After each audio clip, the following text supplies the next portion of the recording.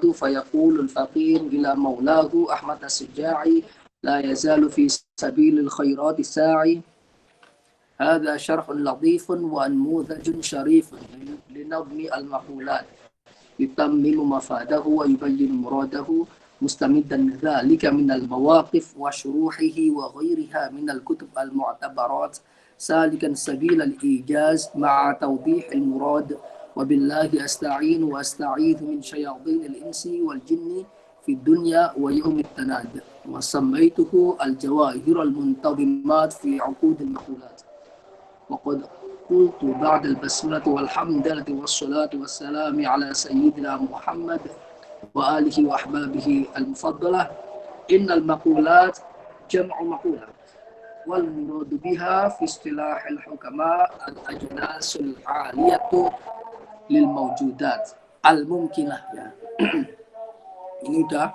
Kemudian ladaihim ay indal hukama, gitu. Hukama tuhsaru fil ashri wahia aradun bi fathataini, bukan aradun tapi aradun bi fathataini, wa anwa'uhu tis'atun wa jawharu aradun wa jawharu wa umdatuhum fi hasr al-a'rab fi tis'atin al-istiqra' naqis lima ya'ti. Wa wajhu dabdihi anna al-'arab imma ay yaqbala al-qismata li dhatihi aw la. Nah, ini taksim ini ada hubungannya sama teks yang akan kita baca gitu ya. Wajhu dabdihi anna al-'arab imma ay yaqbala al-qismata li dhatihi am la. Al-awwal al-kammu. Tsani imma ay yakuna mafhumuhu ma'qulan bin nisbati ila al-ghairi aw la. Tsani al-kayfu wal awwal an-nisbah wa aqsamuha as-sab'atul baqiyah wa hiya al-aina wal mata ila akhiriha. Terus wala yaridu ala, terus ini wala yaridu al hasr wahdan wa nuqtat. Terus dah. Nah ini sekarang masuk sini. Ini waqad ankarul mutakallimun. Nah ini teks yang untuk hari ini ya. Waqad ankarul mutakallimun aktsara hadhil aqsam. Sungguh para mutakallimin mengingkari kebanyakan aksam-aksam ini. Apa itu aksam ini? Ya ini aksamul arab. Ini nyambung ke yang tadi sebelumnya saya baca ini loh. Ini loh. Nah, halaman 11. Nomor 11 14 tadi itu nyambung ke halaman 11. Wa wajhu dhabtihi annal arad. Nah, ini arad itu terbagi menjadi 9. Imma ayyaqbal al-qismata li dzatihi aw la. Ada kalanya dia itu bisa, arad itu bisa menerima pembagian li dzatihi gitu. Dari dirinya sendiri itu dia bisa menerima untuk dibagi. Aw la, atau tidak menerima untuk dibagi. Al-awwal yang pertama yakni yang menerima untuk dibagi disebut sebagai al-kammu. Kamiyah atau kuantitas gitu. Wasani yakni yang amla ya, yang tidak menerima pembagian gitu loh. Nah, ini dibagi. Imma ayyakuna mafhumuhu maqulan bin nisbati ila ghairi aw la. Ada kalanya mafhumnya, pengertiannya atau maknanya itu bisa dipahami maqulan itu bin nisbati ila ghairi bila dihubungkan dengan yang lain. Artinya harus ada dua hal, dirinya sendiri sama orang lain, baru kemudian makna itu muncul aula, atau enggak begitu gitu. Asani yang kedua yang enggak, ya yakni yang mafhumu ghairu maqulin bin nisbati ilal ghairi, dia itu disebut sebagai al kaifu atau kualitas. Jadi kualitas itu definisinya itu ma la yaqbalul qismata li dzatihi wa la yakunu mafhumuhu maqulan bin nisbati ilal khair. Nah kan gitu. Nah, al-awwal yakni mafhum maqulan bin nisbati ilal khairi an-nisbah.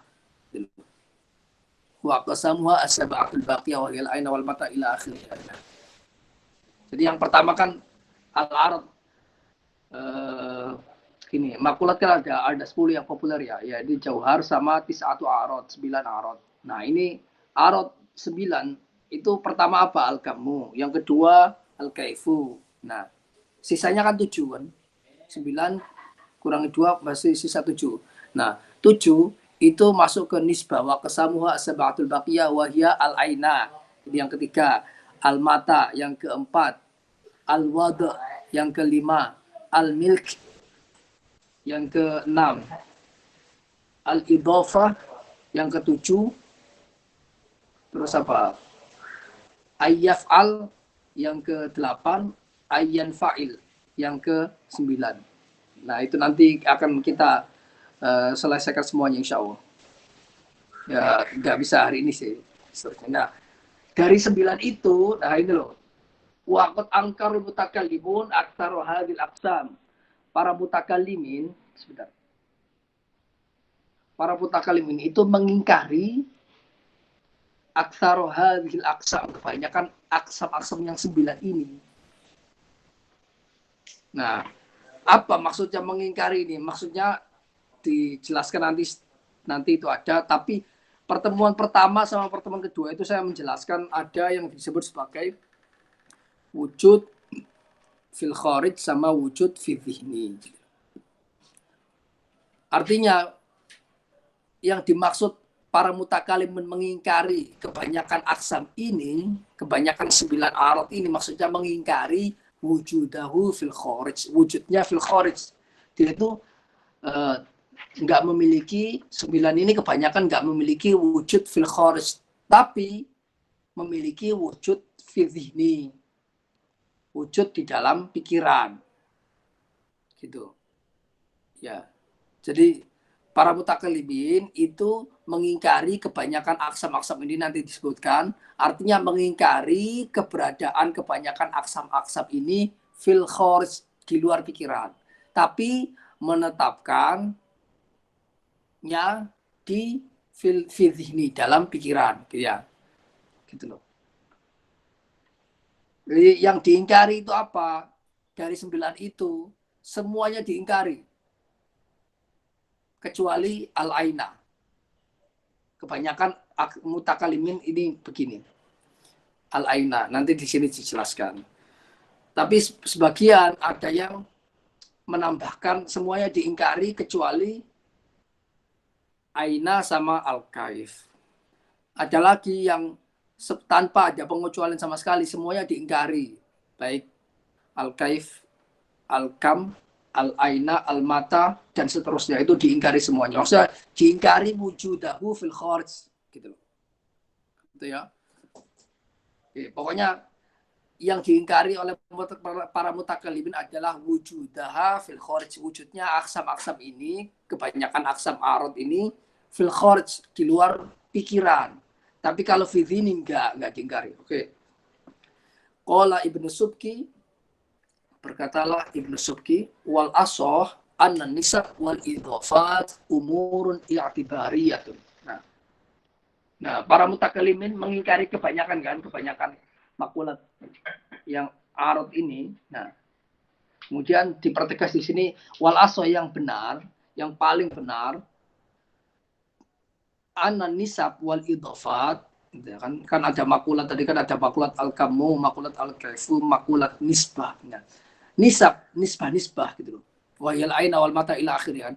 Nisbah ya ini mata dan seterusnya, mata, aina, milk, wada, al-idhafah, ayyaf'al, ayyan fa'il, wal idhafat sama, nisbah atau idhafat sama. Umurun i'tibariyatun. Ya ini dia itu enggak laisa lahu wujudul kharij, dia itu enggak memiliki wujud fil kharij. Kan gitu kan? Tapi dia itu umurun i'tibariyah, tapi dia itu adalah perkara-perkara yang i'tibariyah, yang ianya hanya dianggap ada dalam i'tibar saja, dalam i'tibar akli saja. Nah ini maksudnya umur i'tibariyah itu apa? Ya'tabiruha al-aqlu. Umur i'tibariyah itu maksudnya adalah umur-umur yang ditangkap atau dipertimbangkan oleh akal, gitu loh. An-nisab wal asuh an-nisab wal idhafat umurun i'tibariyatun. Maksudnya ya'tabiruha al-aqlu, yang yakni dianggap oleh akal gitu loh. Keberadaannya laisa lahu wujudun fil kharis, tapi dia dianggap oleh ditangkap atau bisa diketahui wujudnya, bisa dipertimbangkan keberadaannya oleh akal. La wujudiyya bil wujud al khariji, bukan wujud dia, bukan memiliki wujud, bukan bersifat wujud dia dengan wujud khariji, wujud yang di luar pikiran gitu loh. Gitu loh. Jadi wal asah anna nisab wal idhafat umur i'tibariyatun la wujudiyatun bil wujud al khariji gitu ya. Nisab al idhafat gitu loh. Apa nisab wal idhafat itu? Ya ini al mata, sebelumnya sudah disebutkan kan, al mata, al aina, al milk, al idhafah gitu loh. Al mata itu makulah tentang kapan gitu. Nanti tapi definisinya bukan itu. Definisinya itu nanti ada gitu. Definisinya aja. Kalau saya sebutkan di sini adalah al-mata itu husulun fi zaman gitu. Husulul jismi fi zaman gitu. Husulun fi zaman. Nah, pokoknya ada suatu entitas yang berada di suatu zaman, itu disebut mata. Al-aina. Al-aina adalah husulul jismi fil makan. Suatu jisim itu berada pada suatu tempat. Husulul jismi fil makan. Al-mata, al-aina, al-idhafah, dan seterusnya. Al-milk, al-wadu, dan seterusnya. Nggak usah saya sebutkan sekarang, nanti akan masuk gilirannya. Oke.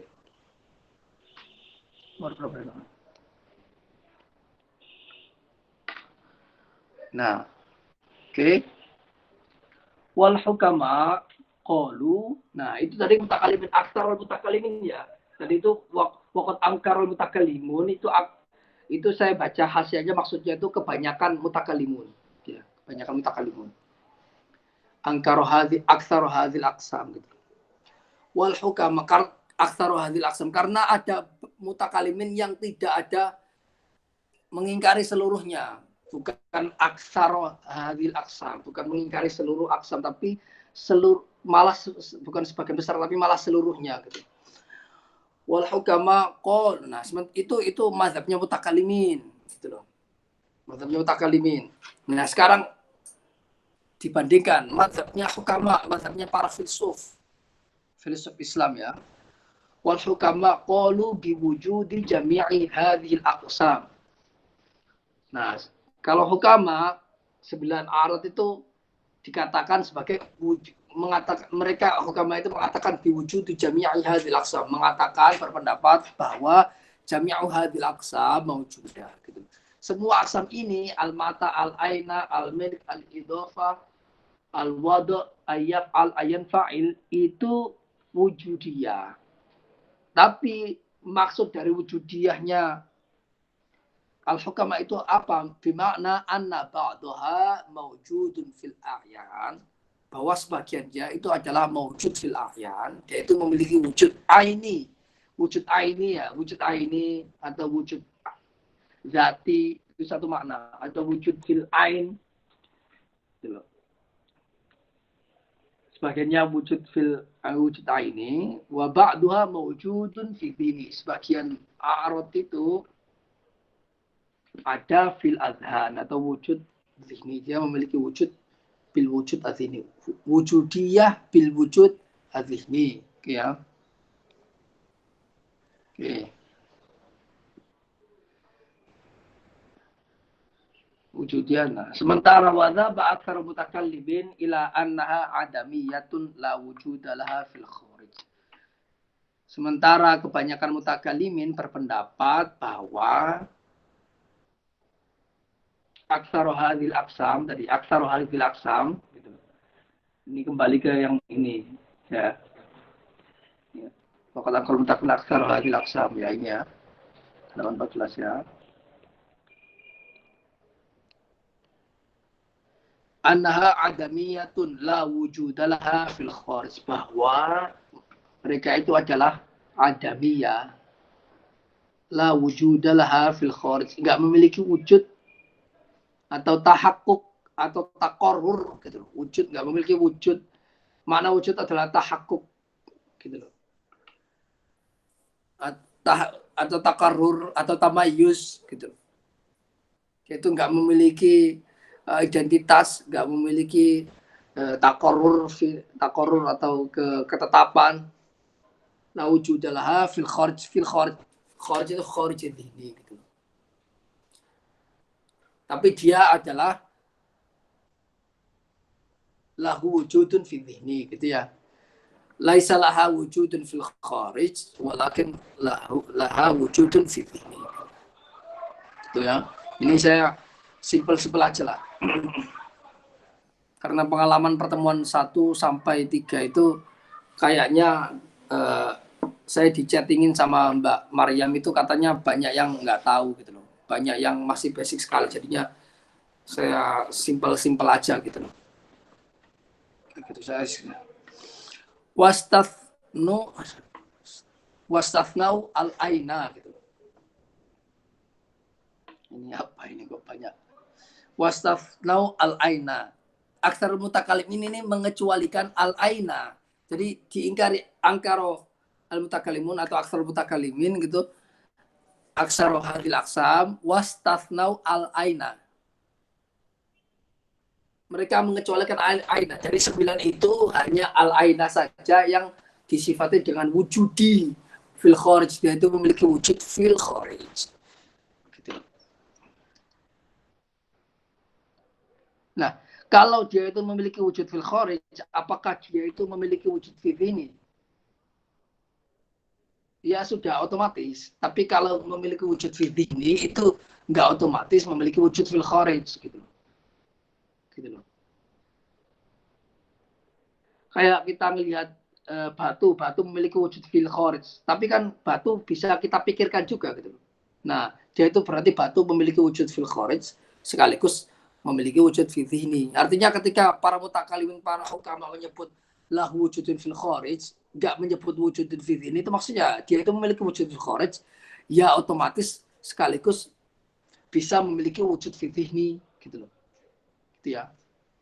Kan nggak aneh gitu loh, dia itu memiliki wujud fil kharij atau di luar fil kharij ini gitu loh, di luar pikiran, tapi dia nggak memiliki wujud fil ini jadi aneh karena seolah-olah benda itu nggak bisa dipikirkan, dia itu bukan ghairu makul tadi. Dia itu memiliki wujud fil kharij tapi dia nggak makul, nggak bisa. Dia itu juga memiliki wujud fil ini, maksudnya dia itu bisa ditangkap suarnya atau dilnya atau surahnya dalam pikiran gitu ya. Nah, oke. Jadi gitu. Tapi ketika para mutakalim sama hukama menyebut lahu wujudun fi dhihni, nggak memiliki wujud fil kharij, artinya memang hanya ada surah saja yang bisa kita bayangkan fi dhihni, tapi wujud nyatanya nggak ada. Gitu. Itu ya. Kayak angka 1, 2 itu kan nggak memiliki wujud aslinya, itu nggak memiliki wujud fil kharij kan. Benda-benda yang kita pakai untuk menghitung angka itu sebenarnya alat bantu untuk supaya hitung-hitungan itu berfungsi kan gitu kan. Nah, angka 1 sendiri itu nggak ada kecuali fikih ini. Angka 2 itu 1 tambah 1 itu nggak ada.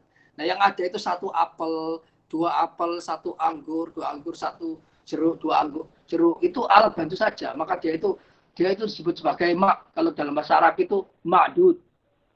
Benda-bendanya itu ma'dud, kalau angkanya itu adat ya, adat ma'dud gitu. Kalau pakai matematika itu kan itu apa,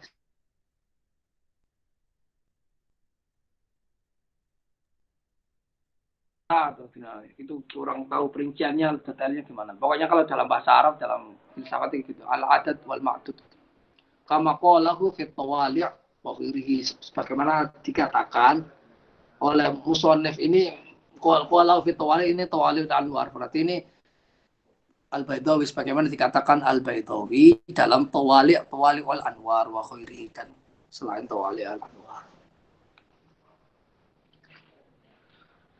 Wa huwa apa wahwa al-aina adalah apa? Wahwa husulul jismi fil makan. Yang disebut sebagai al-aina atau makulatul aina adalah husulul jismi fil makan. Aina itu artinya, konsep aina itu maknanya adalah husulul jismi fil makan. Suatu jisim itu bertempat pada suatu tempat, gitu loh. Maka disebut sebagai al-aina, gitu loh. Bertempat pada suatu tempat itu maksudnya berarti dia itu yumkin al-isyaratu ilaihi, gitu loh. Mungkin diisyaratkan bil isyarah al-hissiyah, dengan isyarah hissiyah kepadanya, gitu loh. Bisa ditunjuk, gitu loh. Ini itu dengan jelas, jadi enggak mubham, gitu loh. Jadi jelas, gitu. Gitu ya. Kama saya ini itu nanti akan dijelaskan di sana, di bagian makulatul ain. Nah ini al-aina kan termasuk makula nisbiyah, makula yang nisbiyah. Yang enggak nisbi itu makulatul kaifi, makulatul kam, jauhar itu udah otomatis juga. Artinya enggak nisbi itu artinya dia itu enggak butuh ayakuna mafhumuhu, Allah yakuna mafhumuhu maqulan binisbati ilal ghair, atau Allah tawaqqafu ta'aqquluhu ala ta'aqquli amrin akhar. Jadi memahaminya itu tidak butuh bantuan memahami yang lain. Jadi dia itu bisa dipahami sendiri.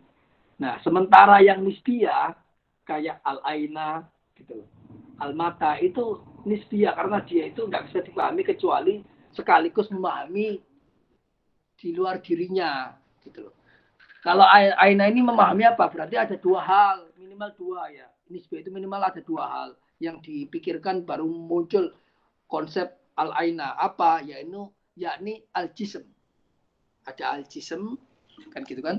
Yang kedua ada al-makan, ada tempat, ada jisim, terus ada makan. Nah, kemudian keadaan ketika jisim ini bertempat pada suatu tempat, husulul jismi fil makan, inilah disebut sebagai al-aina. Jadi al-aina itu bukan jisim, bukan makan, tapi keadaan husulul jismi fil makan, gitu. Nisbatul jismi ilal makan, gitu. Jisim ini dinisbatkan kepada tempat. Berarti bisa dikatakan jisim ini bertempat pada ini, atau buku ini bertempat pada titik ini, bertempat pada apa? Bertempat pada tas ini, bertempat pada meja ini, gitu loh. Nah kan ada dua, berarti ada jisim, ada tempat, gitu loh.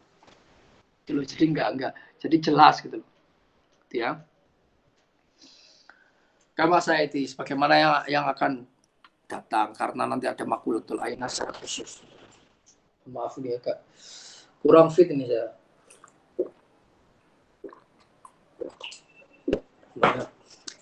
Kurang teratur istilahnya. Fa innahum yaquluna biwujudihi fil kharij. Artinya sesungguhnya mutakalimin, gitu loh. Ini artinya kebanyakan mutakalimin ya. Aksar mutakalimin. Kenapa? Karena ada sebagian mutakalimin yang enggak mengecualikan sama sekali al-aina pun termasuk adamiyah. Dia enggak memiliki wujud fil kharij, hanya memiliki wujud fi ini. Gitu loh. Tapi kebanyakan mutakalimin memperkecualikan al-aina, gitu loh. Fa innahum yaquluna biwujudil kharij. Mereka mengatakan biwujudil al-aina, al-ain fil kharij ini. Dia itu memiliki wujud yang nyata, gitu. Naqalahu az-Zarkashi, dinukil perkataan ini dari Zarkashi. Naqalahu az-Zarkashi. Zarkashi ini pengarang Al-Burhan fi Ulumil Quran, pengarang Tasniful Masami' fi Syarh Jam'il Jawami'.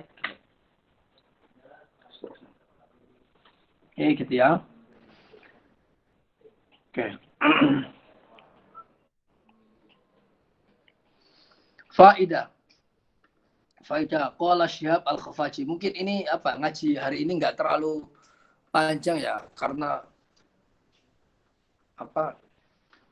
biar nanti ada banyak diskusi karena saya mengundang teman-teman di Facebook ini. Biar rame. Tapi memang juga saya lagi posisinya lagi kurang fit sih sebenarnya. Tapi nggak apa-apa, biar istiqomah gitu. Faidah. Nah ini ada faidah. Apa itu maksud faidah? Apa yang dimaksud dengan faidah? Faidah adalah gitu. Kalau ini faidah bukan faidah kalau dalam faidah bunga bank itu enggak. Maksudnya faidah ini adalah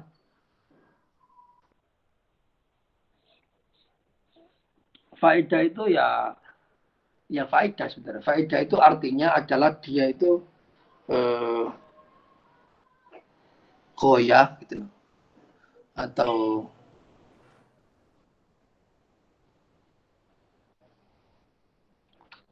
intinya itu faedah itu gini apa?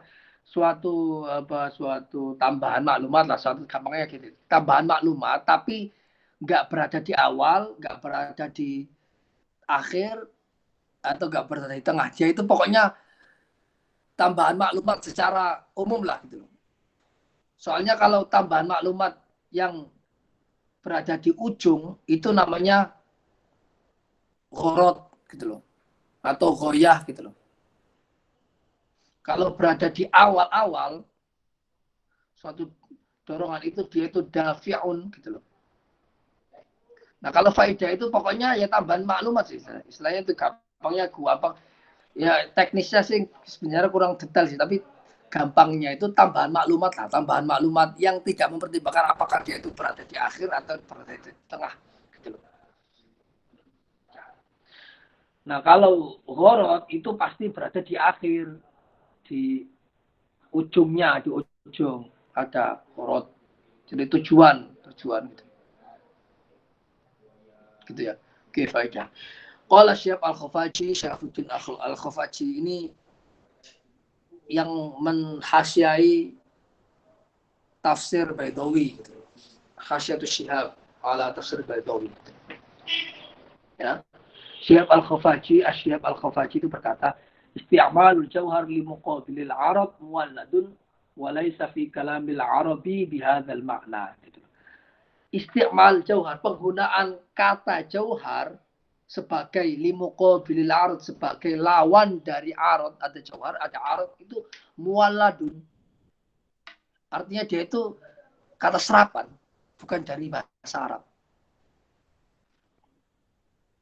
Ini satu pendapat sih, nanti. Walaysa fi kalamil arab bihadzal makna. Maksudnya itu bukan jauhar, enggak gitu. Maksudnya jauhar limuqabilil arad. Jauhar sebagai lawan arad itu loh. Bukan jauhar. Jauhar itu memang ada gitu loh. Arad itu sudah ada katanya, tapi jauhar digunakan sebagai lawan dari arad itu mualaf. Dia itu serapan. Ya penggunaannya itu serapan diambil secara teknis dari mungkin sebelumnya itu dari Yunani gitu loh. Atau dari filsafat gitu. Dari filsafat yang berkembang masa itu gitu loh. Sebelumnya jauhar ya jauhar artinya lu gitu. Artinya lu itu apa? Permata. Artinya jauhar itu permata gitu. Nah, yang enggak ada hubungannya sama Arab. Gitu. Nah, kalau isti'malul jauhar itu digunakan sebagai lawan dari Arab, dia itu mualat, dia itu serapan, bukan asli. Artinya para ulama itu mengistilahkan istilah jauhar yang berbahasa asing itu sebagai lawan Arab itu, kemudian istilah itu dipakaikan lafaz yang ada dalam bahasa Arab, ya ini jauhar, kemudian makna Arab dipakaikan lafaz dari diambilkan dipinjamlah kata Arab. Kalau dalam bahasa Inggris jauhar ya substansi, Arab itu aksiden gitu. Walaysa fi kalamil Arab bihadzal makna. Enggak ada dalam kalam Arab bihadzal makna. Makna apa? Makna isti'malul jauhar li muqabilil Arab. Bukan jauhar sebagai lughatan, tapi jauhar istilahi istilahian secara terminologi sebagai lawan dari arad gitu. Nah, oke. Amal jauhar al-ma'ruf, adapun jauhar yang dikenal, yang biasa dikenal al-ma'ruf, ai wa huwa lu'lu, yakni maksudnya itu permata gitu ya. Fa mu'rabun, fa mu'arrabun, maka dia itu apa dianggap sebagai bahasa Arab. Sebentar. Ya, ada yang error.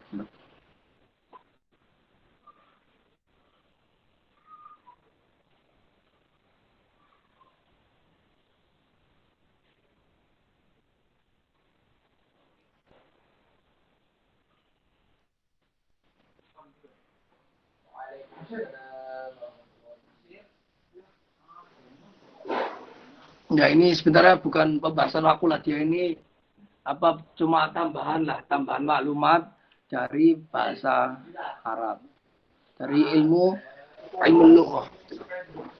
Wakil Arabi, ada yang mengatakan Arabiyun, ada yang mengatakan Arabi.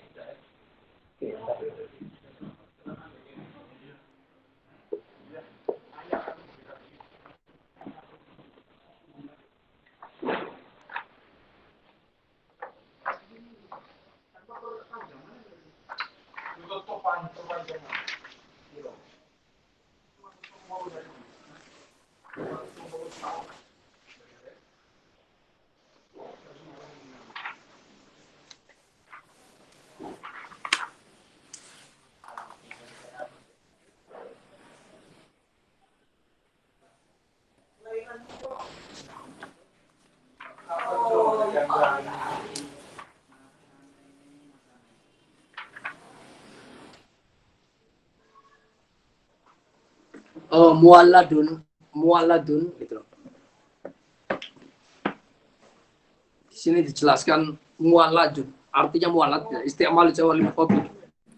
Mualladun itu artinya mualladun itu adalah penggunaan yang dipakai oleh orang-orang mualladun, orang-orang campuran, bukan orang asli Arab gitu loh. Bukan orang asli Arab gitu loh. Jadi istimal Jawa lima kopi Arab itu mualladun. Walaysa fi kalamil Arab ya hadzal makna gitu.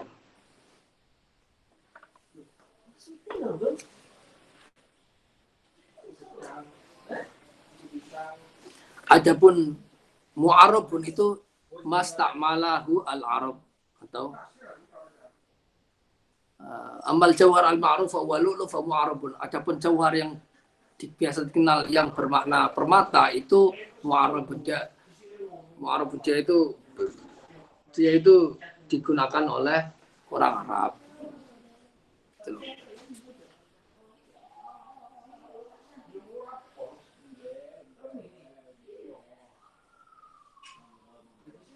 Dia itu digunakan oleh orang Arab, tapi bukan asli bahasa Arab. Jadi nanti wakila Arabiyun, ada yang mengatakan Arabiyun. Gitu. Kalau Arabi itu bahasa Arab asli gitu loh, digunakan oleh orang Arab. Gitu. Sudah sehari-hari semacam itu. Kayak gitu. Jadi kalau mualat itu dipakai oleh orang-orang peranakan lah, orang campuran apa Arab sama Persia gitu, sama Romawi gitu. Kalau mu'arabun itu dia itu digunakan oleh orang-orang Arab, diserap oleh orang Arab, dianggap oleh orang-orang Arab. Kalau mualat dipakai oleh orang-orang yang mualat yang enggak asli. Kalau mu'arab itu dipakai oleh orang-orang Arab tapi aslinya bukan Arab asli gitu. Jadi diserap oleh orang Arab. Wakil Arabi, ada yang mengatakan Arabiyun, asli dari Arab gitu. Asli dari Arab, bukan serapan gitu. Jadi mu'arabun sama mu'aladin itu sama-sama serapan, cuma mu'aladin itu serapan yang biasa dipakai oleh orang-orang campuran. Kalau mu'arabun serapan yang biasa dipakai orang-orang Arab. Kalau Arabi dia itu memang asli dari Arab, bukan serapan, bahasa asli. Ya itu nggak perlu dipusingkan karena itu pembahasan lughah, bukan inti, itu bukan inti dari makulat gitu. Nah, terus fa'awwalun, maka yang pertama ini, yang pertama tadi kan innal maqulati lati tusarraf fil asr wa hiya 'aradun wa jawhar fa'awwalun lahu wujudun qama bil ghairi. Terus ya. Fa'awwalun, maka yang pertama wa huwa al-'aradu. Ini arad lahu wujudun qama bil ghairi. Dia itu memiliki definisinya arad adalah lahu wujudun qama gitu. Dia itu memiliki wujud qama bil ghairi yang bertempat pada atau melekat pada yang lain gitu. Arad itu definisinya wujud yang melekat pada yang lain. Asyartu bihadza ila qaulil mawaqif fi ta'rifil arad. Saya mengisyaratkan dengan lahu wujudun qama bil ghairi ini gitu loh. Itu mengisyaratkan kepada pendapat atau takrifnya pendapatnya mawaqif, kitab mawaqif, pendapat dalam kitab mawaqif, pendapatnya Al-Iji dalam kitabnya Al-Mawaqif fi ta'rifil arad, dalam mendefinisikan arad. Dia mendefinisikan sebagai wujudun qaimun bil khair, wujudun qama bil khair, atau wujudun qaimun bil khair, atau wujudun qaimun bil khair. Gitu loh. Amma indana, adapun menurut kita gitu loh. Ya menurut As-Suja'i gitu loh. Fa mawjudun qaimun bi mutahayyizun gitu. Bi mutahayyizin kok mutahayyizun. Fa mawjudun qaimun bi mutahayyizin adalah arad itu definisi adalah mawjud qaimun bi mutahayyizin, mawjud yang melekat pada mutahayyiz, entitas yang bertempat. Yaitu mawjud yang melekat pada entitas yang bertempat. Dia itu nempel ke mutahayyiz gitu loh. Gampangnya gitu loh. Bedanya sama yang pertama tadi kan wujudun qaim, mawjudun qaimun bil ghair. Mawjud qaimun bil ghair, tapi kalau menurut As-Suja'i itu mawjudun qaimun bi mutahayyiz. Ka bil ghair. Qala Sayyid fi syarhihi, berkata Sayyid Al-Jurjani dalam syarah Al-Mawaqif, hadza huwal mukhtar fi ta'rifihi.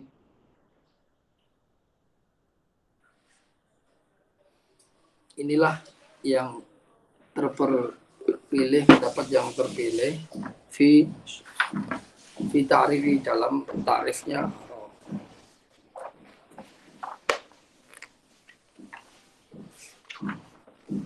Ya.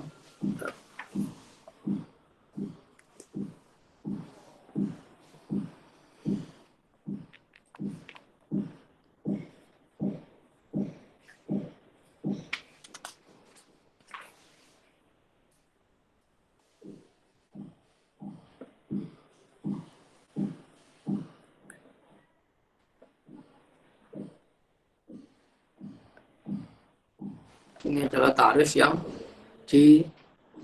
terpilih. Oh, belum saya buka ya. Ya. Qala Sayyid fi syarhihi, berkata Sayyid Al-Jurjani dalam syarah Mawaqif, hadza wal mukhtar fi ta'rif, inilah tarif yang terpilih, inilah hal yang terpilih dalam tarif al-arad.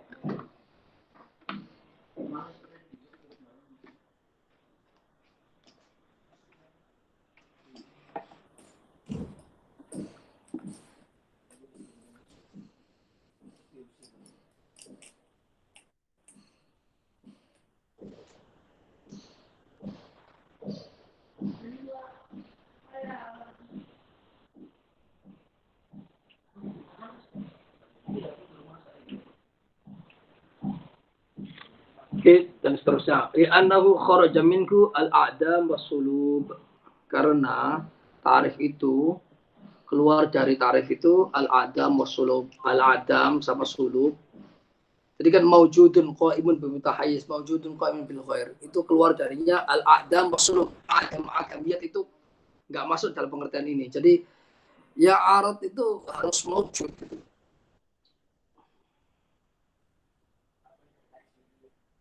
wasulub dan salbiyat gitu.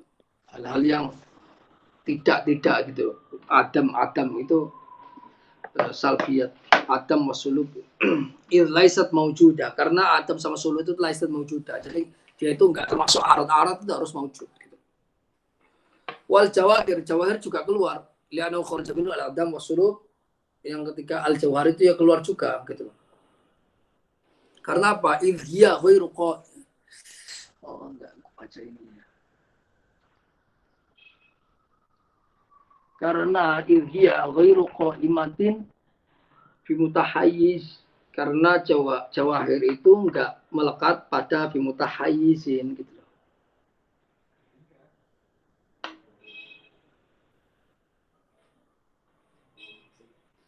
Wa kharaja aidan dzatu rabbi wa sifatuhu.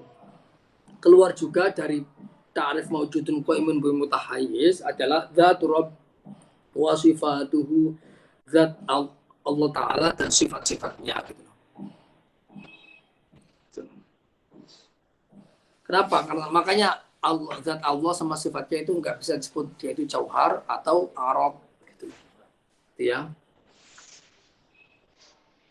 Wa ma'nal qiyam bil ghair, nah ini sekarang. Wa ma'nal qiyam bil ghair huwa al-ikhtisasun na'id aw at-tabaiyah fi tahayyuz. Sekarang didefinisikan apa itu al-qaim bil ghair, al-qiyam bil ghair, melekat pada al-ghair itu apa? Ada dua definisi.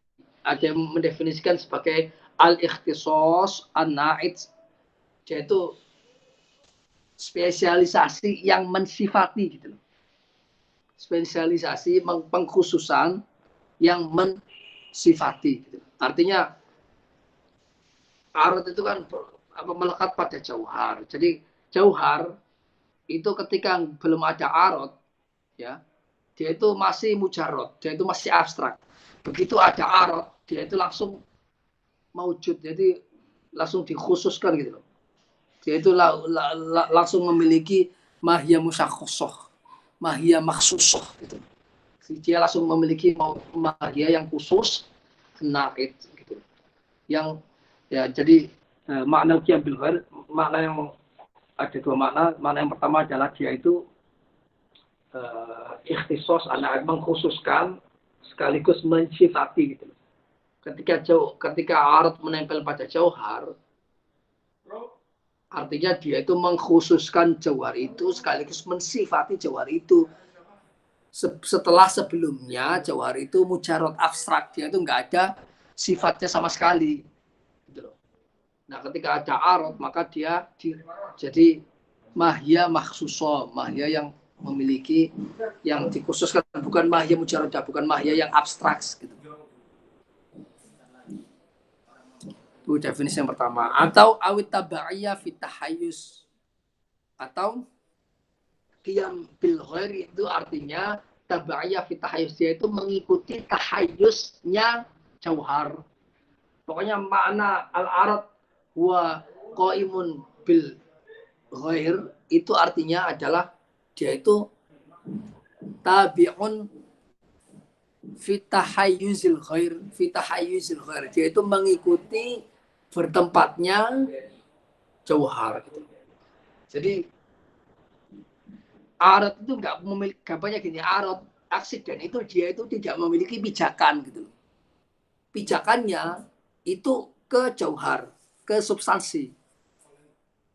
Nah, ketika pijakannya nggak ada atau jauharnya nggak ada, aradnya pasti hilang gitu. Beda dengan jauhar gitu loh. Dia itu nggak butuh pijakan, nggak tabaknya, nggak ngikuti pijakan yang lain. Dia itu bisa berdiri sendiri gitu. Sehingga bisa kita katakan ini substansi, itu substansi gitu. Substansi bisa kita pikirkan dalam akal, itu bisa kita pikirkan dia itu berdiri sendiri. Kok imun binatihi gitu. Kok imun lafi maudhu gitu. Kalau dalam bahasa filsafat.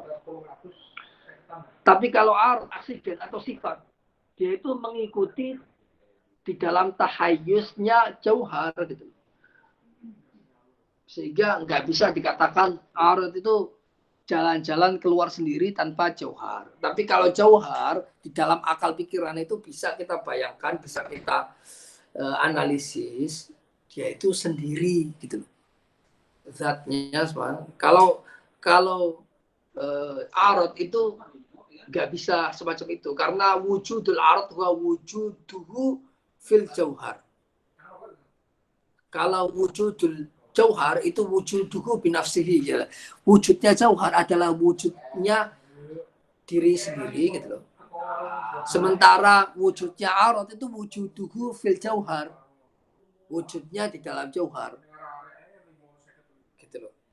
Gak ada sifat itu atau arad itu melayang sendiri-sendiri tahu enggak gitu. Jadi berarti memang dalam kajian ilmu kalam, kajian filsafat, bahkan sampai sekarang itu memang beda levelnya substansi sama aksiden beda. Kalau aksiden itu dia itu benar-benar tergantung sama jauhar. Kalau nggak ada jauhar sebagai penopangnya, nggak ada substansi sebagai penopangnya, dia hilang karena wujuduhu huwa wujuduhu fil jauhar, karena keberadaannya adalah keberadaan dia qaimun bil jauhar gitu loh. Maka kalau definisi yang lain itu maujudun la maujudun fi maudu'in gitu loh. Maujud yang berada pada suatu maudu', suatu subjek, yaitu melekat pada suatu subjek maudu'.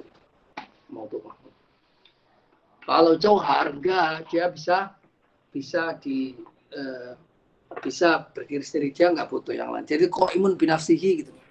Qaimun binafsihi. Nah, terus wal awal was sahih. Yang pertama tadi kan pemana al-qiyam bil ghair, al-ikhtisas an-na'id awit tabi'ah fi tahayy. Dua pilihan ini yang paling benar menurut Said Surjani adalah as-sahih al-awwal, yang pertama yakni al-ikhtisas an-na'id. Makna al-qiyam bil ghair itu artinya al-ikhtisas an-na'id. Gitu ya. Nah itu jadi ada komparasi mana yang paling logis, mana yang tapi para ulama memang ada yang mendefinisikannya al-ikhtisas naid, ada yang mendefinisikan at-tabaiyah fi tahayyuz gitu. Ya gitu. Dua-duanya dipakai. Cuma kalau dibanding-bandingkan mana yang paling tepat ya ini al-ikhtisas an-naid.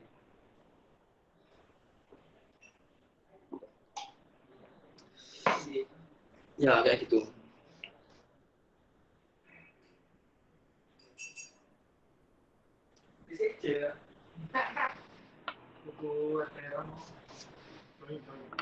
Oke, wa idkhalu al ini sebenarnya faedah tentang apa ini, tentang lahu wujudul qoma bil ghair itu. Tentang apakah ghair itu bisa kemasukan alif lam apa enggak. Wa idkhalu ala ghair al masuk kepada ghair jaizun 'inda ba'dihim, boleh menurut sebagian ulama. Ulama apa? Ulama lughah Arab, lughatul Arab. Wa inkar mutawaghilatan fil ibham.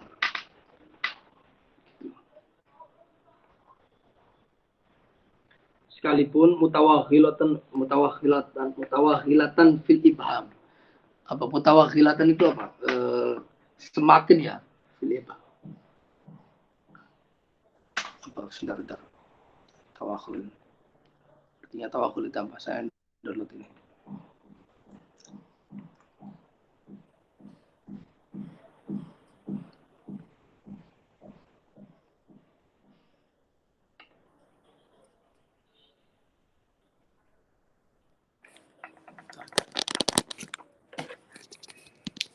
Sebentar ya.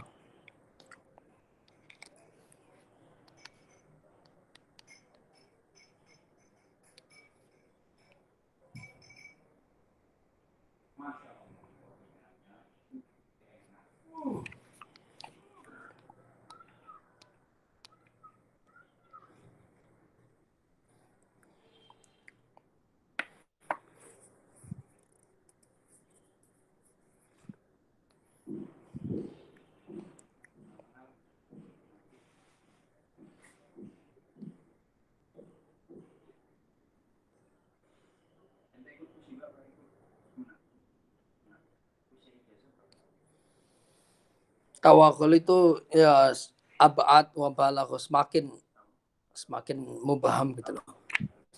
Tawakkilatan fil ibah. Tolong.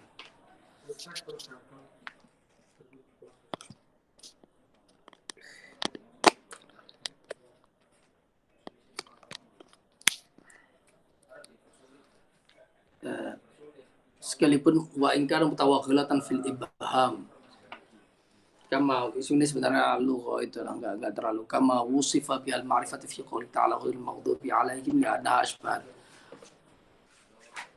li'annaha asbat al-ma'rifata bi idafatiha ila al-ma'rifah fa'umilat mu'amalataha wa wusifat biha al-ma'rifatu wa lamma hasala sabab dzalika jaza ay yadkhulaha ma yu'aqibu al-idafata wa hiya al wal aktsarun 'ala al-man'i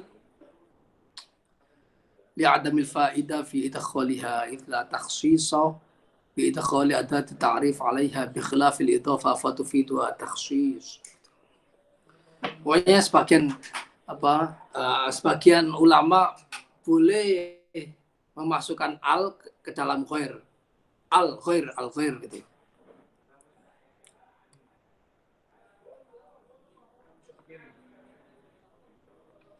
Dasarnya adalah kama wusifa biha wusifa bil al ma'rifah. Kama wusifa al ma'rifatu biha, disifati dengan ma'rifah ya fi qouli ta'ghiril maghdubi 'alaihim gitu. Jadi alnya bisa masuk ke al ghair, bisa masuk ke mudhaf ilaihnya gitu.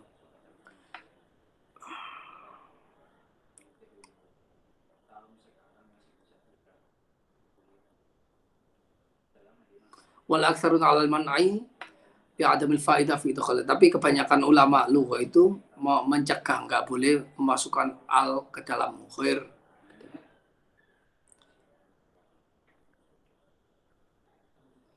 Gitu. Ya adamil faidah, karena nggak ada faedahnya fi idkhaliha gitu. Nggak ada faedahnya dalam idla takhsis bi idkhali adati ta'rif alaihi, karena nggak ada fungsi taksis dengan memasukkan adatu ta'rif, memasukkan alif lam ke dalam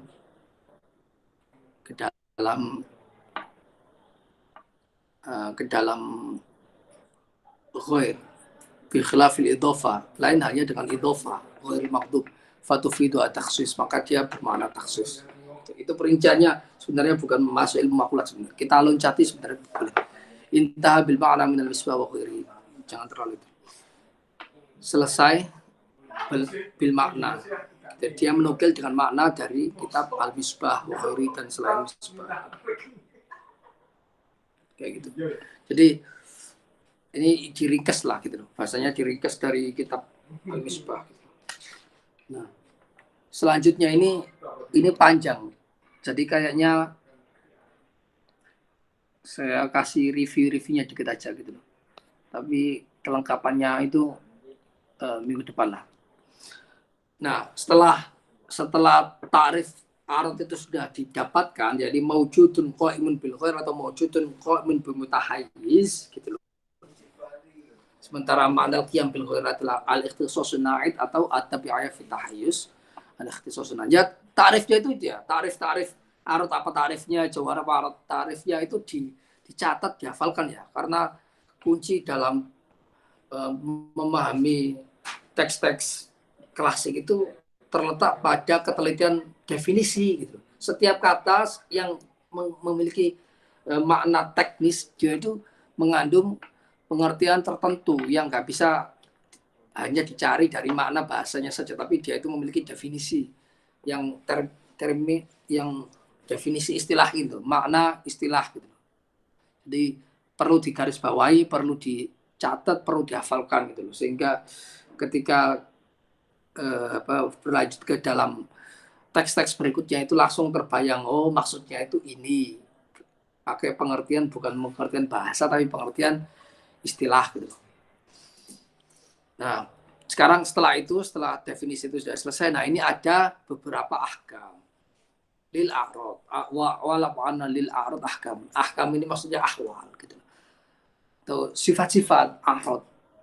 Jadi a'rad itu apa saja sih sifatnya gitu loh. Kalau orang tahu ini itu sebenarnya dia mengetahui banyak hal gitu loh. Kalau dalam ilmu kalam mengetahui ini faedahnya itu mengetahui bahwa Allah itu pasti nggak memiliki sifat seperti ini gitu loh. Kalau tahu sifat-sifatnya arut itu begini, sifat-sifatnya jauhar begini, kemudian Allah itu laisa kami fisya, Allah itu nggak seperti sesuatu, itu maksudnya yang nggak seperti jauhar, nggak seperti arut atau nggak seperti mujarot, abstrak, nggak seperti itu. Nah, nggak seperti itu bagaimana? Nah ini berarti arut itu sifatnya begini, annahala tantakil min mahal ila mahal akhir, maka Allah nggak bisa berpindah dari satu tempat ke tempat yang lain gitu. Ya gitu loh. Ini fungsinya ke ilmu kalam banyak ini. Nah, kalau kalau Salafi, kalau Wahabi termasuk Ibnu Taimiyah itu nggak percaya ini. Allah itu yang takil bikaifiyatin yasha uha gitu. Allah itu bisa berpindah dari satu tempat ke tempat yang lain dengan suatu cara yang dia kehendaki. Nggak bisa orang menghalang-halangi gitu. Nah, kalau Ahlussunnah itu nggak begitu.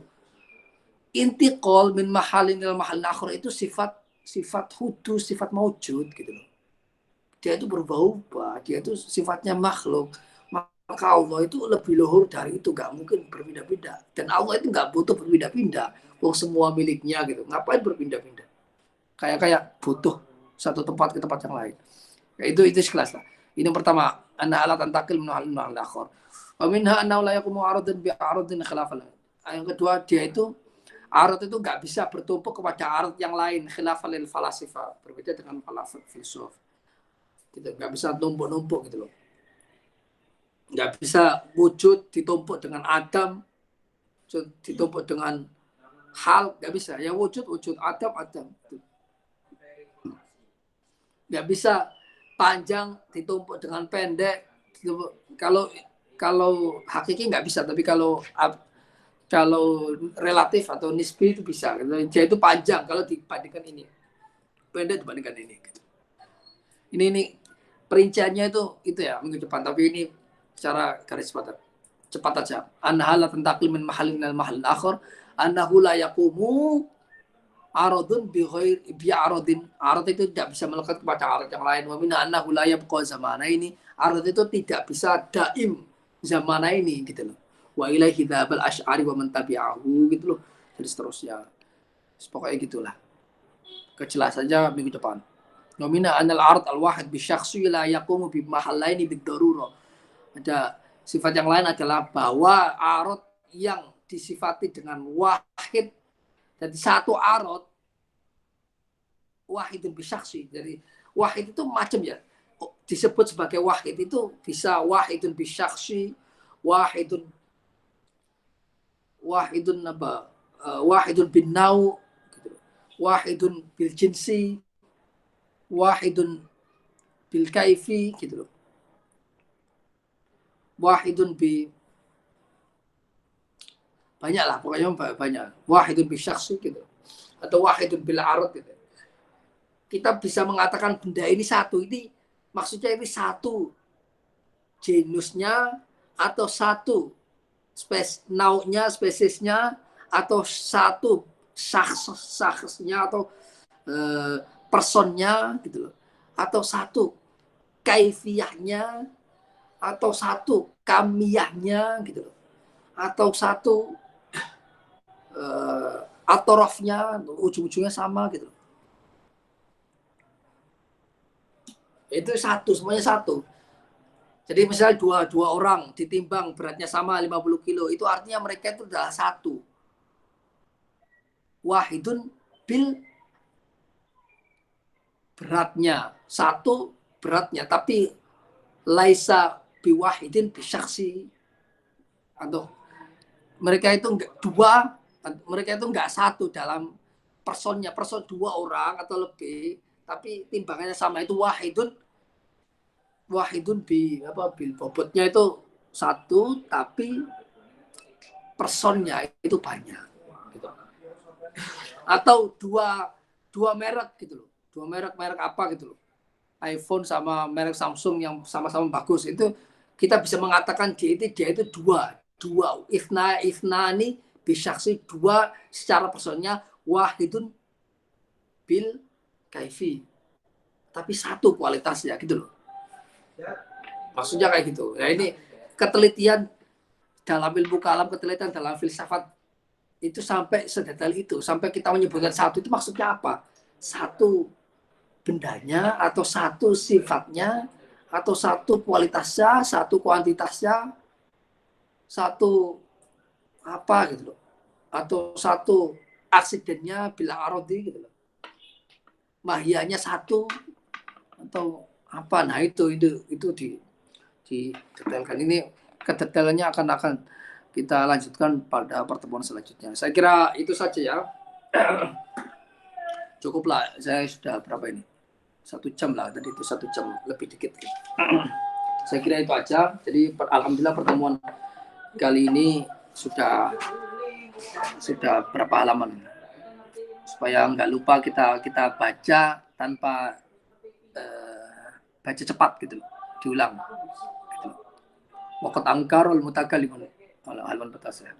Waqad angkarul mutakallimun aktsaru hadhil aqsam qala Ibnu Subki wal aslu anna nisab wal idhafat umurun i'tibariyatun ay ya'tabiruha al-aqlu la wujudiyatun bil wujud al-khariji wal hukama qalu bi wujudi jami'i hadhil aqsam bima'na anna ba'daha mawjudun fil a'yan wa ba'daha mawjudun fil adhan wa dhaba aktsar mutakallimin ila annaha adamiyatun la wujuda laha fil kharij واستثنوا العين كما قاله في الطوالع وغيره وهو حصول الجسم في المكان كما سيأتي فإنهم يقولون بوجوده في الخارج نقوله الزركشي. فإذا قال الشيخ الخفاجي استعمال الجوهر لمقابل العرض مولد وليس في كلام العرب بهذا المعنى.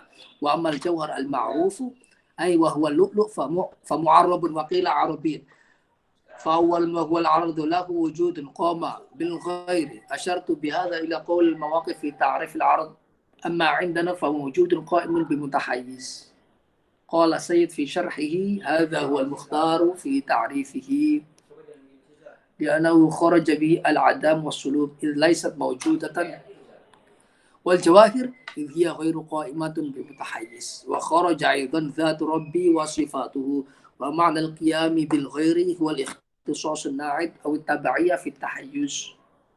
والأول والصحيح وإدخال على غير جائز عند بعضهم وإن كان متوغلة في الإبهام كما وصف بها المعرفة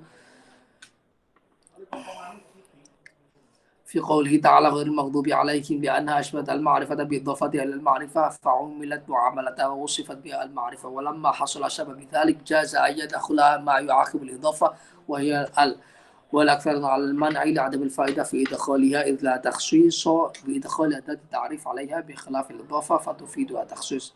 انتهى بالمعنى من المصباح وغيره. Oke, saya kira itu aja ya. Pertemuan pembacaan kitab kali ini. Kita lanjutkan ke barangkali ada yang mau bertanya, terus barangkali teman-teman yang baru masuk ada yang minta diulangi lagi beberapa hal atau minta kejelasan lagi atau mungkin mengkritik gitu loh, monggo gitu loh, kalau ada. Oke.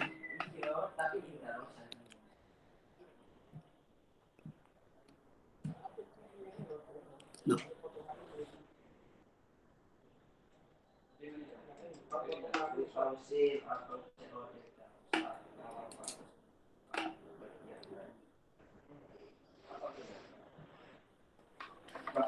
Ya, tadi itu ya, nggak ngelihat itu ya, nggak ngelihat layarnya ya. Oke lah, pokoknya saya ya kalau bisa filenya yang saya kirimkan itu alamat linknya itu sampai download gitu. Terus dibuka di laptop atau di yang lain. Monggo. Ada yang mau bertanya atau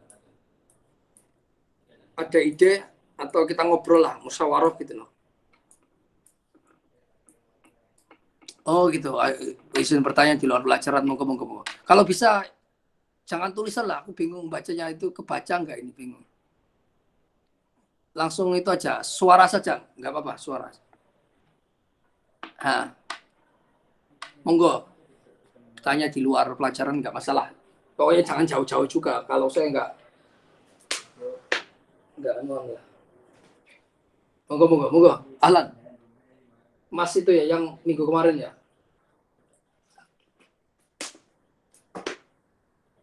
Ahlan, monggo. Masa saya yang baca rek? Bingung ini. Oh, alhamdulillah mulai paham sedikit demi sedikit ya. Alhamdulillah Ustaz. Ya. Afwan Ustaz, izin bertanya, di luar pelajaran saya pernah mendengar bahwa ilmu kalam ini bisa menjadi basis pengembangan ilmu sains. Pendapat Ustaz bagaimana? Afwan, mik saya kurang bisa. Oh gitu. Ini ilmu kalam itu bisa menjadi basis pengembangan ilmu sains itu benar sekali. Gitu. Terutama ilmu kalam yang dikembangkan para ulama mutakhirun. Karena mereka itu benar-benar mendasari ilmu kalam itu, menyerap ilmu kalam itu dari banyak ilmu, termasuk juga ilmu sains, ilmu filsafat. Bahkan ambisinya ilmu kalam itu ya, kalau bisa semua ilmu itu masuk ke ilmu kalam. Karena dalam struktur ilmu-ilmu Islam itu ilmu kalam adalah ilmu paling tinggi. Maksudnya paling tinggi. Gini loh, kalau dalam logika ilmu Islam itu ada ilmu yang tinggi, ada ilmu yang di bawahnya, ada yang rendah. Tinggi itu maksudnya dia itu memiliki prinsip-prinsip gitu loh, yang diterima musalamah pada level di bawahnya gitu loh. Jadi ilmu kalam itu sudah mengambil keputusan bahwa A adalah A, maka ilmu di bawahnya, ilmu nahwu, ilmu usul fikih, ilmu fikih, terus ilmu apa lagi, itu harus diterima saja, musallama fil ilm al adna gitu. Itu ada di penjelasannya, ada di Mustasfa gitu. Oke. Oke, kemudian kembali ke pertanyaan ini, bahwa ilmu kalam bisa menjadi basis pengembangan ilmu sains. Sangat-sangat bisa. Bukan teori, tapi sejak dari buku-bukunya itu sudah di model semacam itu gitu loh. Coba dilihat buku-buku ilmu kalam itu, susunannya bagaimana. Pertama muqaddimah, pengantar, isinya definisi apa itu ilmu kalam gitu. Wal ilmu anil aqwaid ad-diniyah, anil adillah al-yaqiniyah gitu loh. Waradu ala subhat, yaitu ilmu tentang akidah agama. Dan yang termasuk berkaitan dengan akidah agama, hal-hal yang berkaitan dengan itu mata tawaqafu alaihi tawaqufan qoriban au ba'idan. Yaitu berkaitan dengan akidah, baik berkaitan dekat atau berkaitan agak jauh gitu loh. Itu juga dimasukkan dalam ilmu kalam gitu loh. Juga mengerot subhat-subhat. Itu urutan pertama. Setelah itu mabahisun nadzar, pembahasan tentang mantik. Bab setelahnya itu ada al-umur al-amah gitu. Umur-umur amma, kalau bahasa sekarang itu hal-hal transendental gitu. Dia itu bahas apa di sana, itu bahas apa itu maujud, apa itu maklum, apa itu makdum gitu loh. Terus itu apa itu al-wajib, apa itu al-mumkin, apa itu al-mustahil, terus apa itu illah, apa itu maklul gitu loh. Apa itu al-wahda, ini prinsip matematika, apa itu al-wahda, apa itu al-kasr, apa itu satu, apa itu banyak gitu. Nah, setelah itu baru masuk ke ilmu makulatnya gitu. Arad, semua arad dibahas. Arad itu apa aja, sifat-sifatnya begini. Makhluk semuanya gitu loh. Apa itu jawahir? Nah, jawahir ini bahas apa? Bahas ada al-hayawan, ada an-nabat. Bedanya an-nabat dengan al-hayawan, bedanya nabat dengan al-jamadat, bedanya nabat dengan al-ma'adin, bedanya nabat dengan batu-batuan, bedanya hayawan dengan hayawan natikun gitu loh. Bedanya hayawan yang mutlak sama hayawan natikun. Ya dibahas sampai di sana itu di buku-buku ilmu kalam itu disebutkan beberapa sifat-sifat hewan gitu loh. Sifat-sifat tumbuhan gitu loh. Kayak gitu loh. biologi, ada hal-hal kimia dikit-dikit lah ada gitu loh. Prinsip-prinsip kimiawi itu ada. Kalau misalnya prinsip fisika dalam ilmu kalam, fisika juga ada dalam ilmu kalam prinsip-prinsipnya, tapi itu misalnya fisika itu adalah membahas tentang apa? Tentang motion, tentang al-harakah. Nah, itu sama dengan pembahasan ilmu kalam tentang sifat jauhar. Jadi dia itu memiliki harakah gitu. Apa sifat yang melekat pada jisim? Yaitu harakah sama asukun. Kalau nggak harakah ya sukun. Nah, jadi prinsipnya sama seperti prinsip fisika gitu. Bahkan mirip-mirip. Kalau kita agak teliti itu kayaknya ketemu banyak teori dalam ilmu sains itu yang juga disinggung, dibahas, bahkan teorinya mirip sekali dengan sains sekarang di dalam ilmu kalam itu ada. Itu Sheikh Said Fauda menemukan teorinya Newton, teori hukum Newton 1, 2, 3 ada di mabahith masyriqiyahnya Ar-Razi gitu loh. Saya pernah menemukan teori Einstein di syarah muhasilnya Ar-Razi, syarahnya At-Tusi. Teorinya mirip banget gitu loh. Yang mungkin nggak ada itu cuma rumus-rumus matematisnya aja, tapi postulat-postulatnya, kalau benda itu bergerak tanpa ada daya dorong apapun, maka dia itu bergerak lurus, nggak belok-belok, itu ada di mabahith masyriqiyah. Gitu. Nah, setelah Jawahir, baru masuk ke ilahiyat, pembahasan tentang ketuhanan, isbatus sone, sifat-sifat salbiyah, sifat ma'ani, ma'nawiyah, gitu loh. Gitu loh. Terus kemudian ilahiyat nubuat, gitu loh, nubuat tentang apakah kenabian itu mungkin atau enggak, kemudian tentang mi'at, apa al-ma'at itu nanti manusia itu dibangkitkan, bagaimana keadaannya, sifat-sifatnya gitu loh. Asam iya tentang sama yang hanya bisa diketahui dengan sama gitu loh. Gitu. Jadi sekompleks itu gitu loh. Bahkan kalau di jumlah total 2/3 buku ilmu kalam mutakhir itu isinya apa? Ya isinya muqaddimah sampai Jawahir tadi.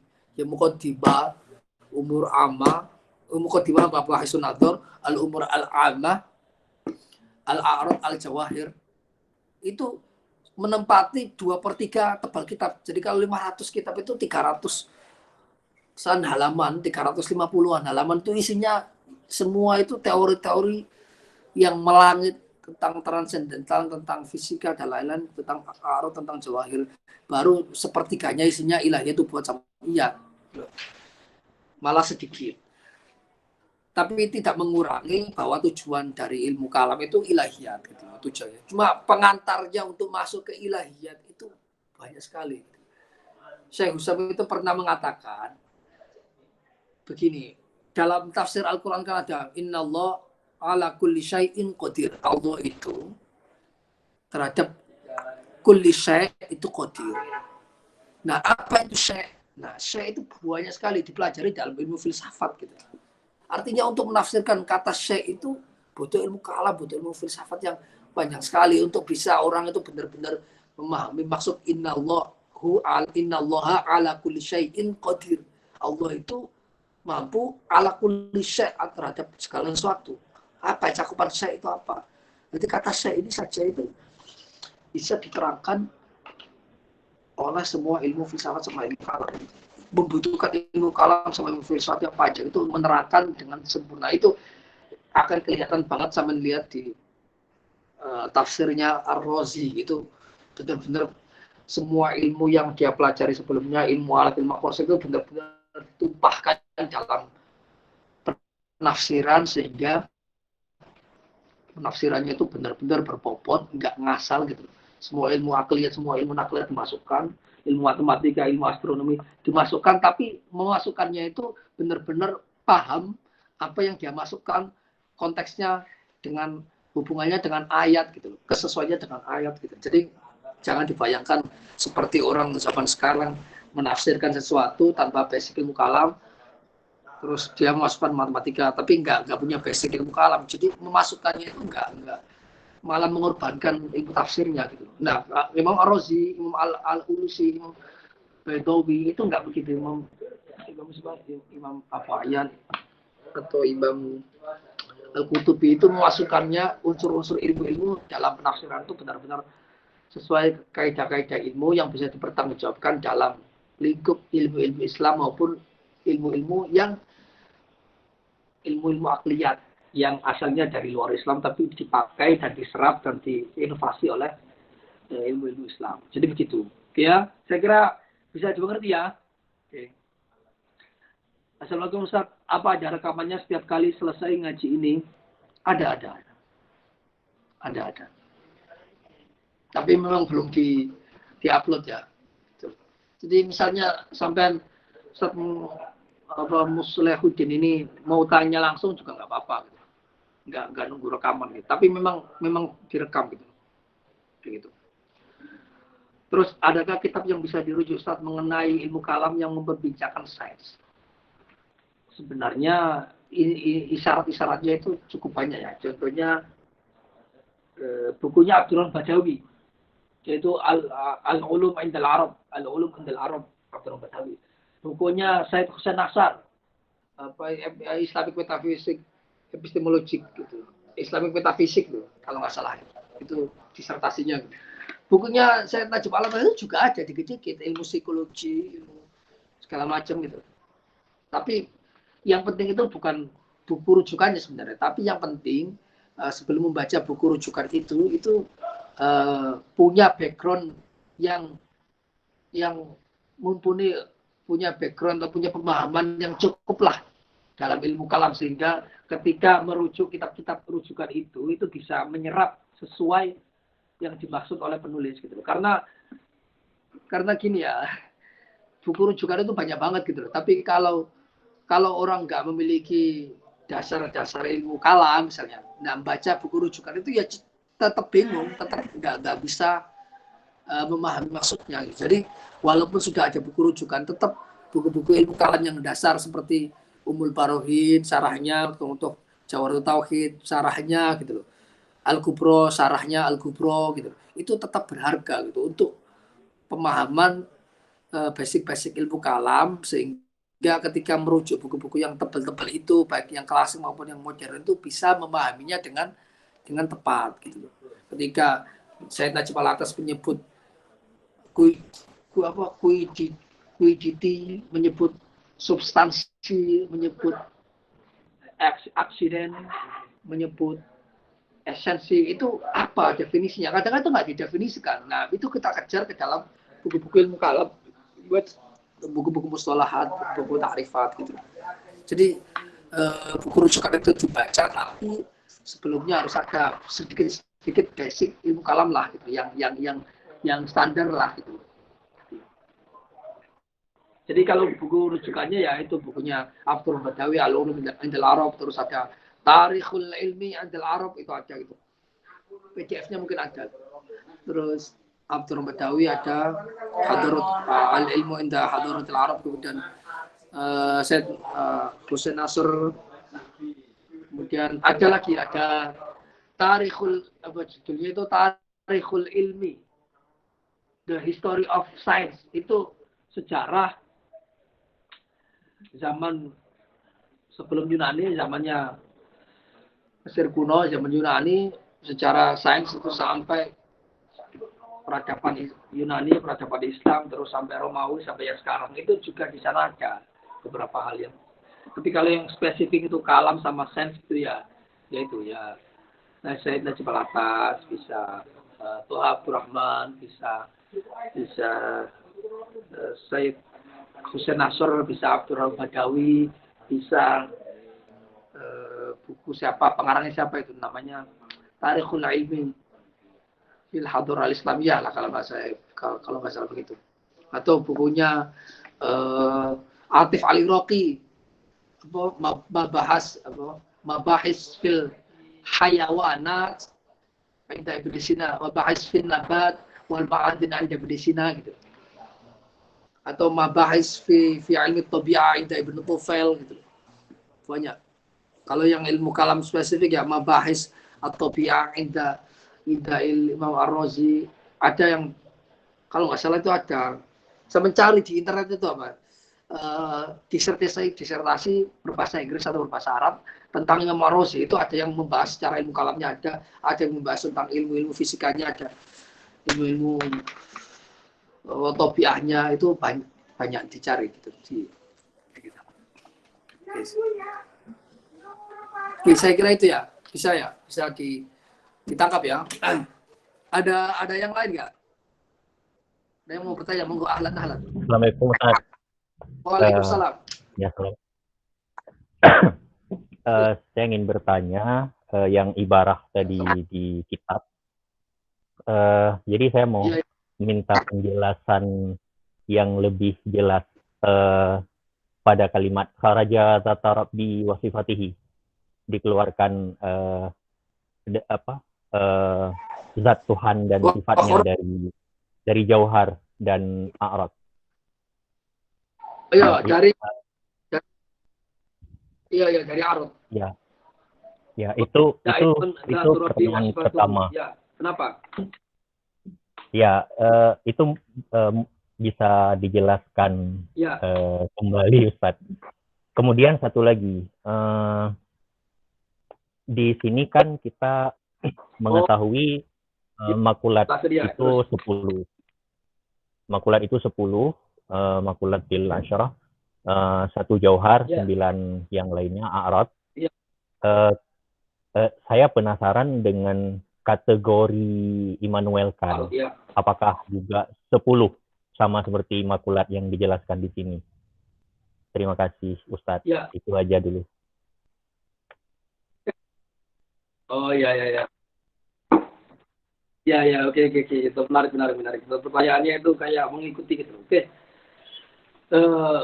Tadi itu wa kharaja aidan dzatu rabbi wa sifatuhu. Jadi kan ini tarifnya itu qaimun bi maujudun. Tarifnya Allah itu qaimun bi mutahayy, maujudun qaimun bi mutahayy. Atau maujudun qaimun bil khair gitu.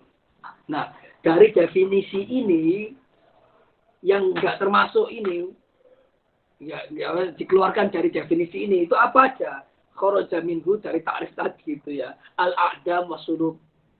A'dam sama sulub.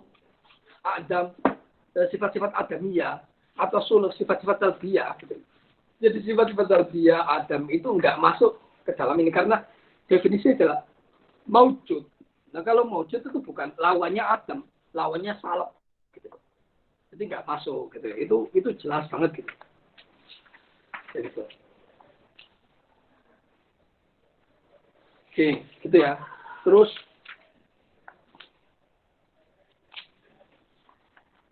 termasuk itu ya, kalau di buku yang lain termasuk itu al-umur al-i'tibariyah, al-umur i'tibariyah, subutiyah atau adamiyah.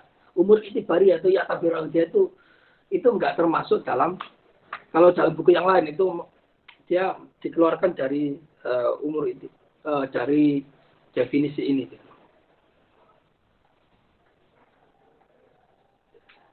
Dari maujud gitu.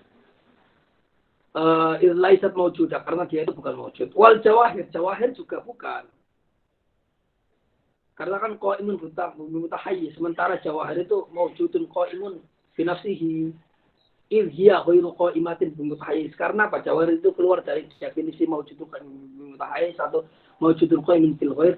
Kenapa? Karena jawahir itu hiya ghairu qaimatin bi mutahayyizin. Atau saya buka ini ya layarnya.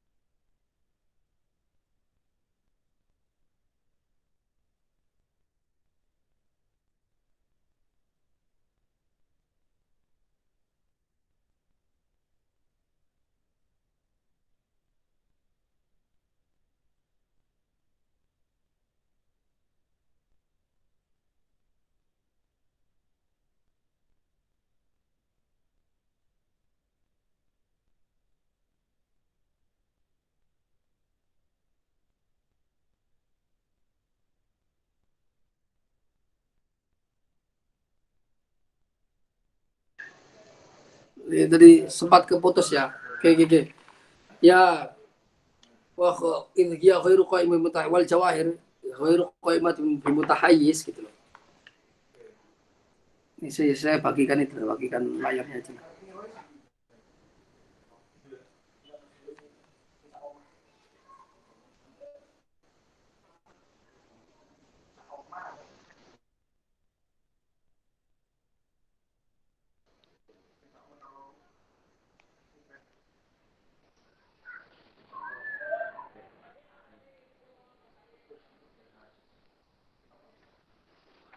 Al-Jawahir itu keluar juga Jawahir Mutahayyiz karena dia Jawahir itu nggak melekat pada mutahayyiz karena dia itu kok imatun binafsihi bukan bimutahayyiz gitu. Wa kharaja aidan keluar dari definisi itu juga zat rabb wa sifatuhu, zat rabb dan semua sifatnya karena zat rabb sama sifatnya itu bukan jawhar bukan arad maujudun qaimun bimutahayyiz enggak gitu. Karena Zatu Rabbi wa sifatuhu dia itu maujudun binafsihi qaimun binafsihi bukan qaimun bimutahayyiz gitu. Makanya gitu loh.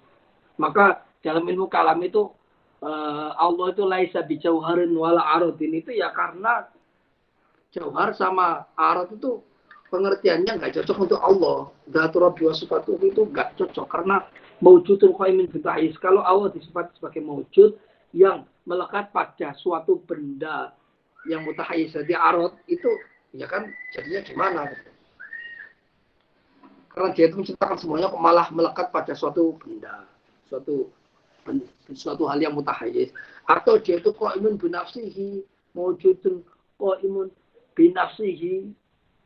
Artinya dia itu jauhar atau maujudun qaimun la fi maudhu itu juga nggak tepat ya karena jauhar ini mungkinat.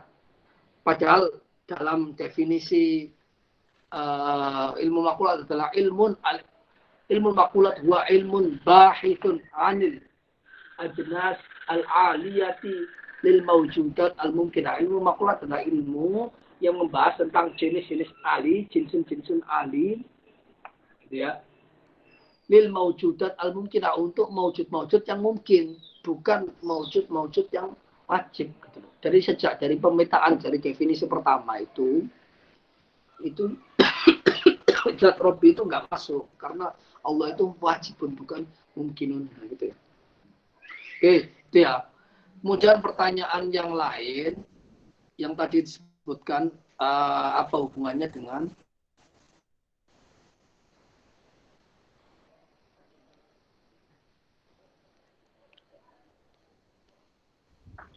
Ustadz saya potong biar tidak mengarah ke maksudnya masih dalam pembahasan yang sama. Kalau sifat yang 20 kalau sifat 20 itu ya itu bukan a'rad berarti. Sama sekali bukan. Makanya dia disebut sebagai sifatun bukan a'radun. Apa bedanya sifat sama arad? Jadi sifat itu lebih umum daripada arad. Kalau arad itu untuk lil mungkin saja, untuk makhluk saja. Disebut sebagai aksiden. Sebagai substansi jauhar. Itu untuk anuan. Kalau sifat itu bisa untuk makhluk, tapi juga bisa untuk jika bisa istilah sifat itu bisa juga untuk zat Allah gitu. Sifat. Makanya para mutakalim, para ulama Islam itu nggak pernah menyebut sifat-sifat Allah sebagai a'radullah. Ahlussunnah nggak pernah menyebut sebagai arad, tapi menyebutnya sebagai sifatun. Karena itu lafaz yang nggak muhim gitu.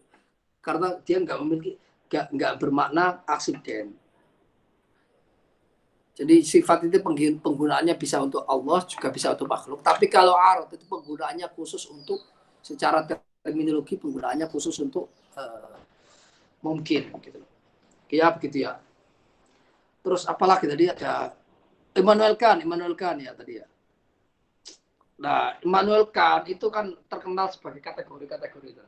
Nah, kalau sampai baca Immanuel Kant, saya akan sampai juga baca itu, dia itu membahas kategori-kategori transendental yang menjadi syarat untuk pengetahuan manusia. Jadi menurut Immanuel Kant itu ada pengetahuan a priori, pengetahuan dasar yang manusia itu nggak ada usaha untuk menghasilkan pengetahuan itu, termasuk pengetahuan itu adalah pengetahuan tentang kategori gitu.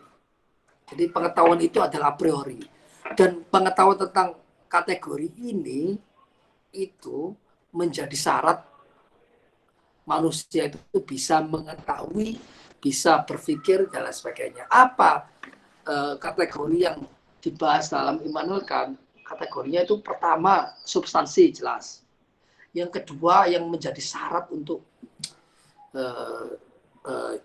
yang menjadi syarat untuk pengetahuan adalah al-kaif gitu loh, sama al-kam. Jadi menurut Immanuel Kant, dalam otak manusia syarat untuk mengetahui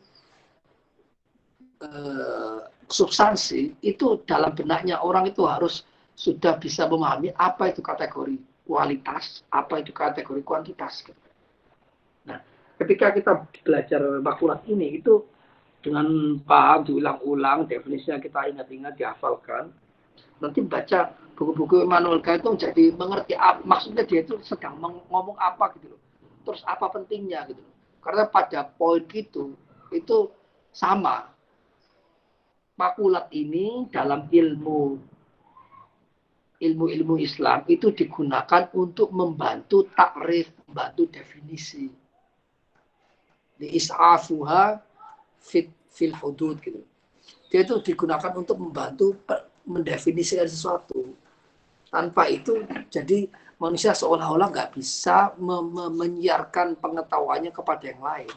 Itu sangat mirip atau ada titik temu dengan apa yang dimaksud oleh Immanuel Kant sebagai prasyarat pengetahuan. Ya, ini dalam otak manusia itu harus memahami sebelum adanya tajribah, sebelum adanya eksperimen, apa pengetahuan tentang kualitas, pengetahuan dasar tentang kuantitas gitu. Kalau kategori Immanuel Kant apakah juga 10 seperti yang disebutkan di sini? Enggak. Dia enggak menyebutkan detail. Dia cuma nyebut substansi, nyebut kaif, nyebut kam, al-wad, al-milk, ayaf, al-ayin, fa'il, enggak disebutkan secara jelas, secara spesifik. Makanya orang kalau belajar ini itu sebenarnya bisa menjadi modal yang bagus untuk membaca buku-buku filsafat dari Immanuel Kant, ke Hegel, ke Heidegger, ke Gadamer. Karena mereka ya berputar-putar ke dalam istilah yang nggak terlalu asing juga dalam tradisi klasik itu. Gitu. Kalau nggak percaya, misalnya sampai belajar ilmu mantik detail, levelnya Sarah Risalah Samsia atau Sulamul Ulum, kemudian sampai baca Being and Time-nya Heidegger, itu Heidegger Being and Time di depan itu pembahasan mantik. Orang yang nggak punya basic mantik akan melihat seolah-olah Heidegger ini membawa sesuatu yang baru sama sekali, sangat luar biasa. Padahal kalau kita paham mantik, oh Heidegger ini sebenarnya lagi ngomong tentang apa mahia as-su'al, the essence of asking. Kalau bahasa Inggris, dia itu membahas tentang bagaimana otak manusia itu bertanya, gitu. Untuk pengantar menuju pertanyaan tentang being, tentang wujud, dia itu membahas tentang apa itu esensi bertanya, gitu ya.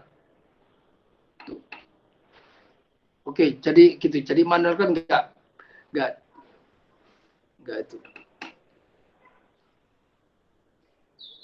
nggak komplit. Oke, saya kira itu. Terus ada lagi ya. Jadi ada yang tanya.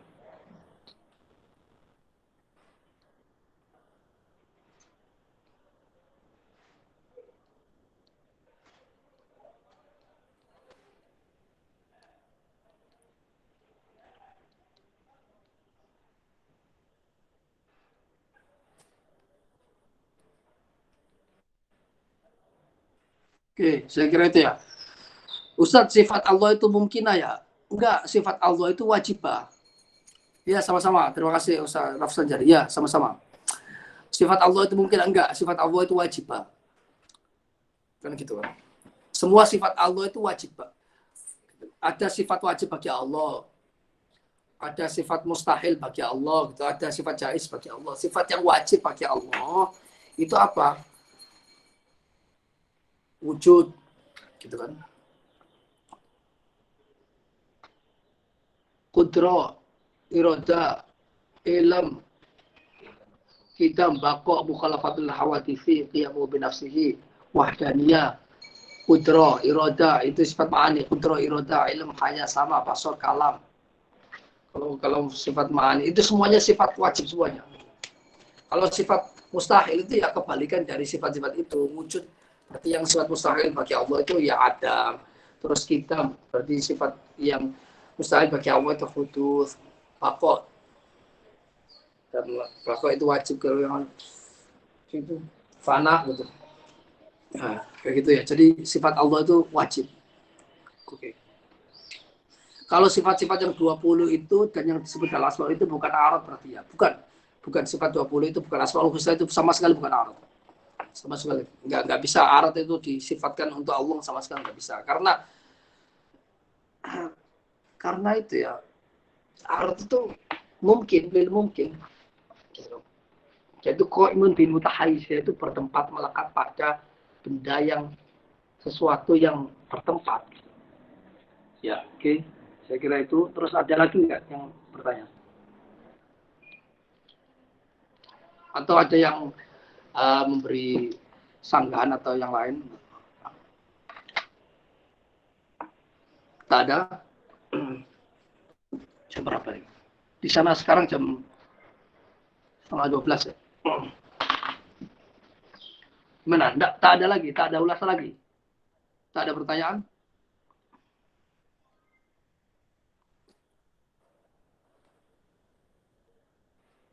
Oke, kalau nggak ada, kita akhiri majelis kali ini. Nggak apa-apa, sedikit-sedikit. Yang penting sampai ulangi lagi ya. Filenya itu sampai download, sampai baca. Kalau bisa sampai print gitu loh. Kayak gitu. Kalau mau minta file-file yang berkaitan sama ilmu makulat yang ringan-ringan, bantu sampai chat saya saja. Ya, oke. Saya kira itu aja ya. Kita selesaikan, kita tutup majelis kali ini dengan alhamdulillahirabbil alamin. Mohon maaf kalau ada kekeliruan, kalau ada kesalahan. Oke, saya kira ya boleh chat di Facebook, boleh. Monggo. Ya, saya kira itu aja ya. Mohon maaf kalau ada kesalahan. Wabillahi taufiq wal hidayah. Wallahul muwaffiq ila aqwamit thoriq. Wassalamualaikum warahmatullahi wabarakatuh. Ya, monggo keluar.